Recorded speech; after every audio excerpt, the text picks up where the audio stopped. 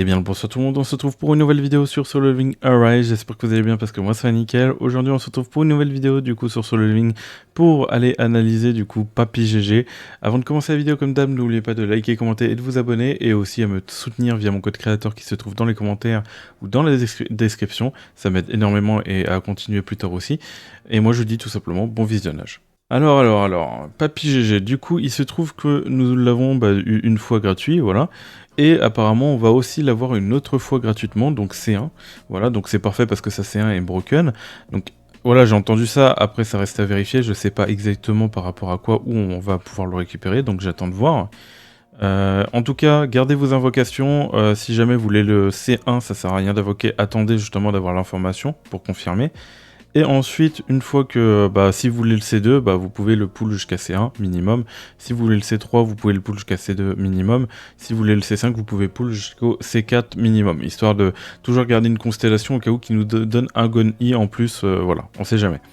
En tout cas, le personnage, je l'ai analysé et franchement, ces constellations que j'ai vraiment trouvées intéressantes, ça va être du coup la constellation 1, la constellation 2, la constellation 3, et la constellation 5, voilà. C'est toutes les constellations que j'ai trouvées intéressantes. Donc dans son kit, dans son ensemble, en regardant, il a l'air vraiment intéressant. Après, sur le terrain, à vérifier. Mais en tout cas, moi, il me donne bien envie, ce personnage. On va aller l'analyser ensemble. Donc, est-ce que c'est un personnage qu'il faut invoquer si vous avez Baek, justement, C5 et tout je crois même que Gogun-I en fait pourrait être même plus fort que Baek C5. Peut-être que je dis des conneries. Pensez à le dire dans les commentaires, on sait jamais. Hein, je sais pas si je juge bien, mais voilà quoi. Donc chasseur, voilà, Gon-I, et on va aller voir le kit du personnage. Donc comme à mon d'habitude, du coup, je vais aller analyser le personnage. On peut voir qu'il fait plutôt des dégâts corrects en vrai, avec 250% et tout, ok. Ensuite, on voit qu'il fait aussi des très bons dégâts avec la core attaque, il fait des bons dégâts avec les compétences, là aussi il fait des bons dégâts. Là, avec le support, bon, il fait vite fait des bons dégâts, mais on verra par rapport à ce qu'il y a pour le reste. Là, on peut voir qu'il fait des dégâts au niveau du QTE aussi correct. En vrai, je trouve que c'est un bon DPS aussi. Au niveau de son ulti, il va faire aussi de bons dégâts, donc vraiment, Gon-I, là-dessus, il n'est pas à plaindre. Au niveau de l'utilité de ses compétences, on va pouvoir voir qu'au niveau de son attaque là, il va faire une brise léger. Pareil pour ici, il va faire une brise léger, il va même aller étourdir les ennemis, donc ça dépend un pourcentage de chance. Toujours brise léger ici, on peut retrouver encore une brise léger. On se dit que brise léger, ça en fait quand même beaucoup. Le Gogun-I, il va pas break beaucoup en fait. En fait, vous allez voir qu'il va être plus intéressant par la suite par rapport à ses passifs, et surtout par rapport aussi à sa constellation 1 par rapport au break. Et surtout aussi si vous avez constellation 2, bref, vous allez voir. Donc voilà, là on peut voir que ça va faire une brise moyenne au niveau du support et que en plus il va mettre aura de la lumière brillante du coup qui va augmenter la défense de l'utilisateur de 10% par rapport à Sun Jinwoo. L'utilisateur bénéficie d'un bouclier équivalent à 10% de la défense de Sun Jinwoo. Dégâts élémentaires de lumière infligés par l'utilisateur augmentent de 10%. Donc en soi voilà, il y a les dégâts augmentés de lumière de 10% qui peuvent être intéressantes, mais j'avoue que je trouve un peu moins nécessaire les autres stats sur Sun Jinwoo. Ça rapporte du soutien et tout, mais nous on cherche plus à avoir des stats de dégâts et j'avoue que c'est pas la meilleure par rapport au personnage. Ensuite, par rapport au QTE, voilà, on va avoir une brise moyenne. Donc ok, c'est correct. Et il va venir étourdir si possible. Ok. Au niveau de l'ulti, il va juste faire des dégâts. On voit que ça rapporte pas grand chose à côté. Donc voilà, on a déjà analysé toutes les compétences, donc c'était plutôt rapide. Mais ce qui va être le plus intéressant, c'est dans son passif. Donc excusez-moi parce que les textes sont buggés. Et vu que je suis pas très doué en anglais, voilà, je vais devoir vous les lire comme ça. Donc je vais essayer d'être le plus clair possible pour que vous compreniez. L'effet de vaisseau brisé est appliqué lors de l'utilisateur arrive sur le terrain, donc ça va appliquer ça quand le personnage va arriver sur le terrain. Lorsqu'il utilise les compétences balayage ou esprit combatif, l'effet aura de dirigeant est appliqué. Donc voilà, dès qu'il utilise balayage ou esprit combatif, c'est la compétence de gauche, et balayage, c'est, il me semble... alors c'est le QTE, voilà, c'est le QTE balayage. Donc dès que vous utilisez ces deux compétences, vous avez aura du dirigeant. Lors de l'utilisation de la compétence pouvoir de la lumière, l'effet fragment de lumière brillante est appliqué. Donc pouvoir de la lumière brillante, c'est du coup l'une des compétences, c'est celle-là. Voilà.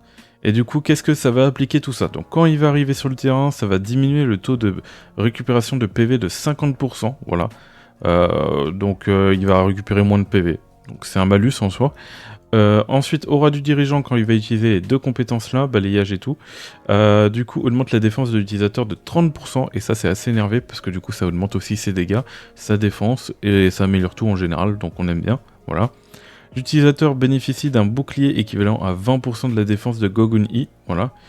Donc on prend, c'est toujours du bonus, comme ça il tient encore mieux. Donc en soi ça va être un perso qui va bien tenir, ça va être compliqué, il va pas tomber comme ça quoi. Et pour le dernier, du coup, fragment de lumière, quand on utilise du coup le QTE, tac, si je dis pas de bêtises, non c'est pas le QTE, mais fragment de lumière c'est la compétence là, voilà. Hop, pouvoir de la lumière brillante. Et du coup, qu'est-ce que ça va mettre? Ça va activer, quand vous activez l'attaque de noyau de l'utilisateur une fois, l'attaque de noyau de l'utilisateur devient attaque lourde. Donc en gros, quand vous avez utilisé l'attaque de noyau une fois, votre attaque de noyau après va devenir attaque lourde. Et vous pouvez voir que tout en bas, ça va durer 15 secondes. Voilà. Du coup, voilà. L'attaque de noyau devient attaque lourde. Attaque lourde écrasante abominable. Voilà. C'est le nom de la core attaque. Et ses dégâts augmentent de 60%. Donc en plus, on profite de 60% de dégâts en plus sur l'attaque de noyau. Ensuite, du coup, esprit combatif devient attaque lourde, esprit combatif, voilà. Donc en gros, la compétence là aussi, une fois que vous aurez utilisé l'attaque de noyau, va devenir aussi attaque lourde. Donc les deux attaques de... En gros, quand vous utilisez une fois l'attaque de noyau, vous allez du coup avoir cette attaque de noyau qui va devenir attaque lourde, et cette attaque là qui va devenir attaque lourde, voilà. Donc voilà, corrigez-moi dans les commentaires si j'ai mal compris. Ensuite, donc ça va augmenter aussi les dégâts de 60%. Et puis voilà, et ça dure 15 secondes. Donc on voit que si on gère bien, on fait l'attaque là, du coup c'est plus des attaques légères, mais c'est des attaques lourdes, donc ça rend le personnage un peu plus intéressant au niveau du break. Et vous allez voir que justement, par rapport à ces prochaines constellations, vraiment le personnage va devenir de plus en plus intéressant. Donc alors, constellation 1, lors de l'utilisation des compétences esprit combatif ou attaque lourde, donc c'est celle-là et celle-là, l'attaque de noyau s'active. Ce qui veut dire que quand vous allez utiliser en fait cette compétence esprit combatif, vous allez automatiquement du coup recharger une autre attaque de noyau. Donc vous allez pouvoir refaire une attaque de noyau, ce qui va devenir intéressant avec la constellation 1 parce que justement l'attaque de noyau va faire que cette compétence va devenir attaque lourde mais aussi attaque de noyau. Donc ça veut dire que vous allez directement utiliser cette compétence après. Et en plus de ça, vous allez du coup pouvoir récupérer à nouveau directement la core attaque qui va vous permettre de relancer une attaque lourde. Donc c'est vraiment vraiment intéressant, donc vous pouvez du coup enchaîner les compétences assez rapidement. Ensuite au niveau du reste du passif, on va continuer à lire. Donc là je comprends pas pourquoi ils ont remis ce texte, parce que j'ai l'impression qu'on le voit au-dessus justement. Du coup lors de l'utilisation de la compétence esprit combatif ou attaque lourde esprit combatif, l'attaque de noyau devient attaque lourde écrasante. Donc ça on le savait déjà justement en utilisant la compétence qu'elle devient attaque lourde. Ou peut-être que my bad en fait c'est juste que... Non, c'est en utilisant justement la core attaque que ça devenait attaque lourde celle-là et attaque lourde justement la core attaque. Et là en utilisant esprit combatif vous allez pouvoir faire en sorte que justement la core attaque soit aussi attaque lourde. Donc admettons vous utilisez cette compétence, vous utilisez celle-là et que celle-là ça fait 15 secondes que vous l'avez utilisée, et si vous réutilisez cette compétence ça vous permet justement de rechoper l'attaque lourde sur la core attaque. Donc ça peut être intéressant en choix. Donc ça permet justement d'être constamment en attaque lourde. Voilà. Ensuite, lors de l'utilisation de la compétence pouvoir de la lumière brillante, l'effet volonté de la lumière brillante est appliqué à tous les membres de l'équipe. Donc l'utilisation de la compétence pouvoir de lumière brillante, c'est celle-là, voilà. Donc qu'est-ce que ça va faire exactement? Du coup, on va y retourner. Volonté de la lumière brillante, pour chaque membre de l'équipe de l'élément de lumière présent, les dégâts élémentaires de lumière infligés par l'utilisateur augmentent de 8%, donc pour chaque membre de l'équipe lumière. Donc ça veut dire que si vous en avez 3, ça veut dire que vous pouvez avoir... Non, je pense pas. Non, ça se cumule pas. Il dit pas que ça se cumule. Ou corrigez-moi, peut-être que ça se cumule, mais j'ai mal compris. Et ces dégâts coup critique augmentent de 8%. Ok, donc c'est cool du coup, ça augmente les dégâts, plus les dégâts coup critique, on prend. Ensuite, au niveau de la deuxième constellation, l'efficacité de brise augmentée de 20%, donc très bonne constellation. Donc comme je l'ai pas dit aussi pour la constellation 1, très bonne constellation. Constellation 2, très bonne constellation. Constellation 3, l'utilisation de la compétence Supernova inflige des dégâts de brise tout puissant à l'effet aura tout puissant. L'effet aura du dirigeant est amélioré, voilà. Donc en gros, sur l'ulti, vous allez mettre un brise tout puissant. Donc de base, vous n'avez rien du tout. Et avec la constellation 3, vous allez avoir un brise tout puissant, vous allez tout défoncer tout simplement. Donc c'est très très fort au niveau de la constellation 3. Et on n'a pas terminé. Parce que Aura du dirigeant augmente la défense de l'utilisateur de 50%. Donc on l'avait déjà, justement, c'était au-dessus. C'était ici. Donc augmente de 30% et l'utilisateur bénéficie d'un bouclier de 20%. Voilà. Et là, vous allez voir qu'on va le monter du coup de 20% par rapport ici, donc de défense, en sachant qu'il tape avec la défense, donc c'est comme si on améliorait du coup sa défense et ses dégâts. Donc très intéressant. Et en plus, on va avoir une nouvelle ligne, c'est les dégâts subis par l'utilisateur diminuent de 20%. Donc vous allez pouvoir justement tanker plus. Donc récapitulatif justement de la constellation. Vous allez du coup tout simplement monter de 20% votre défense, vous allez réduire les dégâts subis de 20%, plus l'utilisation de la compétence Supernova va vous faire un brise tout puissant. Donc une très très bonne constellation au niveau de la C3. Voilà. Au niveau de la C4, bon bah elle vaut pas du tout justement déjà juste cette ligne là, la C4 ne vaut pas celle-là, voilà. Parce que là ça augmente de 12% lorsque là on gagne 20%. Voilà.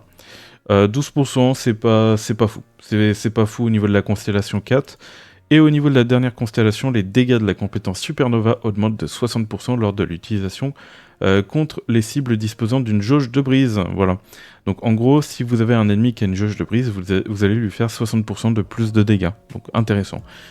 Et, parce que c'est pas terminé, lorsque la compétence Supernova touche sa cible ne disposant pas de jauge de brise, donc à l'inverse justement de celle-là, l'effet volonté de fragment est appliqué à tous les membres de l'équipe. Volonté de fragment augmente les dégâts de coup critique de 30% et des dégâts de la compétence QTE de 150%. Voilà. Rien que ça, quoi. Donc imaginez, vous avez brisé déjà l'ennemi, que vous pouvez déjà briser l'ennemi. Hop, vous faites, du coup, vous envoyez l'ulti, vous faites directement le QTE sur votre DPS, il va gagner 30% de dégâts coup critique. Et en plus de ça, des dégâts de la compétence QTE qui, justement, vu que vous allez faire un QTE forcément avec votre personnage DPS, donc il va être important de mettre Gogun I et le personnage DPS après si vous voulez profiter de ce buff. Voilà. Mais en tout cas, c'est intéressant. Et vous allez pouvoir monter des dégâts coup critiques, donc c'est assez violent. Donc très très très bonne constellation au niveau de la constellation 5. Voilà. Donc dans son ensemble encore, j'ai pas pu tester vraiment le personnage, mais dans son ensemble, en regardant le texte, en regardant justement tous ses passifs, ses compétences et tout, en vrai il va pouvoir bien enchaîner par rapport à ses compétences de brise, il va envoyer une compétence tout puissante là, une compétence tout puissante là, il va pouvoir recharger donc 3 compétences tout puissantes qu'il va pouvoir envoyer d'affilée, plus des brises légers, plus justement des brises légers là, vous allez pouvoir enchaîner si vous envoyez un QTE, hop, brise moyen, plus l'ulti qui va faire un brise tout puissant. Ah oui, c'est pas des brises tout puissants, mais ça va être des brises, voilà quoi, vous m'avez compris. Mais en tout cas, l'ulti, lui, il va envoyer un brise tout puissant, donc ça va être énervé si, par exemple, le boss a vraiment un gros shield au niveau de... il est vraiment compliqué à break. Par contre, si l'ennemi est pas compliqué à break, vous le breakez avec les compétences, et ensuite vous faites un ulti pour boost vos teams. Donc voilà pour le nouveau personnage, donc il faut bien retenir qu'on risque de l'avoir 2 fois gratuitement, et donc éviter de trop pull, admettons, comme je vous l'avais dit en début de vidéo, juste la C4 si vous voulez vraiment le maxer. Après, maintenant, on ne sait pas encore justement il faut voir ce que ça donne réellement sur le terrain. Mais avec son kid, je trouve qu'il va break mais assez violemment et il va être parfait pour la team lumière. Parce qu'en plus, il va pouvoir boost la team lumière et tout. Donc un personnage très intéressant. Voilà. Dites-moi ce que vous en pensez par rapport à ça, si vous le trouvez intéressant et tout. Malgré que vous le trouvez intéressant, peut-être que vous n'allez pas invoquer le personnage. Donc voilà. C'est vrai que là, il y a 2 personnages qui vont arriver très prochainement, donc ça va être compliqué justement de gérer vos gemmes. C'est vrai que ça va être compliqué, surtout que moi, pour ma part, je pense que les 2 prochains personnages qui vont sortir par la suite, je vais pas les invoquer parce que leur design me donne pas du tout envie. À la limite, peut-être si le perso est vraiment broken de type ténèbres, vu qu'on n'a pas encore de perso de type ténèbres bien, j'invoquerai l'un des 2 personnages. Je verrai en fonction et s'il me plaît pas et tout, et s'ils sont pas assez forts, voilà, je les invoquerai pas, mais je sais que minimum sera C1, j'irai pas plus loin, je pense que je ne C5 pas les personnages, les futurs personnages. Donc voilà, c'est à vous de gérer du coup vos invocations, si vous du coup vous trouvez le personnage intéressant, ou si vous allez vous préférez garder pour de futurs personnages. Si vous avez déjà Baek, 5 étoiles et tout, en vrai c'est pas nécessaire forcément d'invoquer sur le personnage, surtout qu'on va l'avoir en vrai C1 gratuitement, donc normalement à vérifier après. Mais voilà. Donc j'espère en tout cas que vous avez aimé cette vidéo, n'oubliez pas de liker, commenter et de vous abonner. Et moi je dis tout simplement tchuss pour de prochaines vidéos et de prochains lives, c'était Virtual. Tchuss.